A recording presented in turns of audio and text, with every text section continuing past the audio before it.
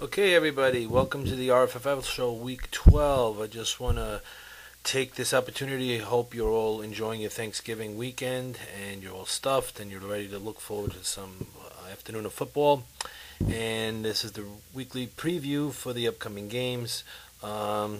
Interesting playoff picture starting. Let's get right down to it. Okay, first up, we got the Kings at the Jesters.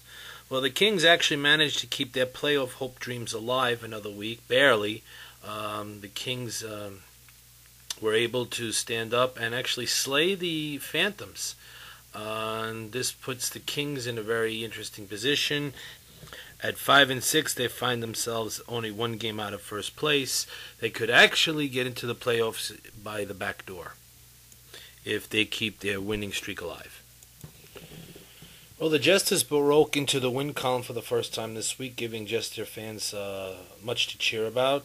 The coach of the Jesters, Dennis, was actually away vacationing in some tropical, discreet place somewhere, don't know, where he found a new way of approaching and putting together his game plans. Unfortunately, this left him a little bit high and dry, and he woke up screaming, "You're fired, you're fired, you're fired." Unfortunately, he didn't realize he fired himself, leaving the vacancy for the head coaching job open to a number of key people. Okay, next up we have the Sleepers at the Phantoms. Well, the Phantoms were decimated further by injuries this year to losing their starting quarterback, along with the injuries to the running back. And as always, when a team is in dire straits and really needs to turn to the player to turn their team around, they always seem to revert back to Cowboy quarterbacks because it's just the greatness of the Cowboys. Therefore, I expect the Sleepers to come out fighting ferociously in this game. If they don't win, they can pretty much wave goodbye to the playoffs and watch the Fantasy Bowl from the sidelines. Okay, next we got the Irish at the Champions. Well, both teams' playoff chances are alive, barely. The winner stays alive, the loser is dead. I just want to clarify last week's press conference that Coach Jeff had said he's upping the ante, guaranteeing that this team is going to the playoffs. What he failed to realize was that he was talking about the Texas Hold'em playoffs, and we were talking about the Fantasy League. So Coach Canova wanted me to clarify that little indiscrepancy. Okay, next it's the 69ers at the Reign. Well, these two coaches have met many times in the past, have tremendous respect for each other. Should be an interesting matchup. The 69ers coach, Hansen, has been getting tremendous results from a couple of key players, a few, but for the most part his team has been laying goose eggs the rest of the way. So it's going to be really interesting to see what team shows up for Don this week. And switching over to the Reign, Coach Smith must be pissed. He had a huge lead going into last Monday night's game, and he unfortunately wound up getting bitch slapped. Therefore, I predict the Reign to strike quickly this week, and chances are Don's going to lay another egg.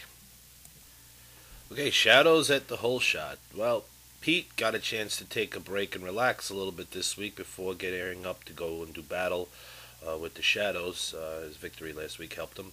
Shadows, on the other hand, are struggling. He decided to call an old friend to help put together a game plan. If you want me to bet on this week, I won't touch this game with a 10-foot pole. Okay, and finally we've got the Brew Crew at the Mystics. This is a pretty powerful game in the sense that battle for first place in one of the tougher divisions in the RFFL. The Mystics have been decimated by injuries, especially at the running back position. Yet they find themselves in first place right now, and you got to wonder who's been carrying their team. And moving over to the Brew Crew, we know who's been carrying his team.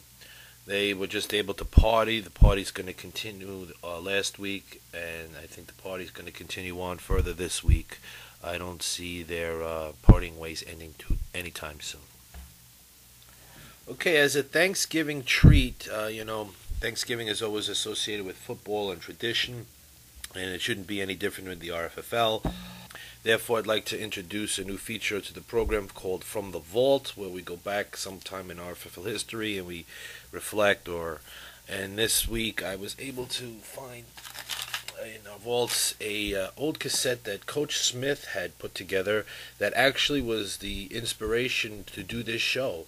So I'm just going to run the clip and let you guys enjoy. Hey, welcome back to the RFFL show. I'm your host this evening, Mike Huck, and tonight's focus is on the recent demise of the Fighting Irish.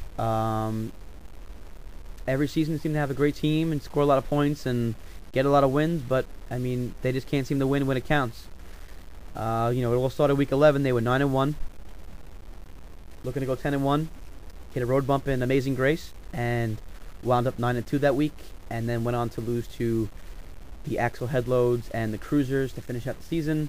And of course, we know the pounding that they took from Team Figurehead in the first round of the playoffs, and they're right back to where they started again. Let's run a clip for all you Fighting Irish fans out there. Just a quick summary of the season, and then we'll hear from the head coach and general manager, Ian McLean.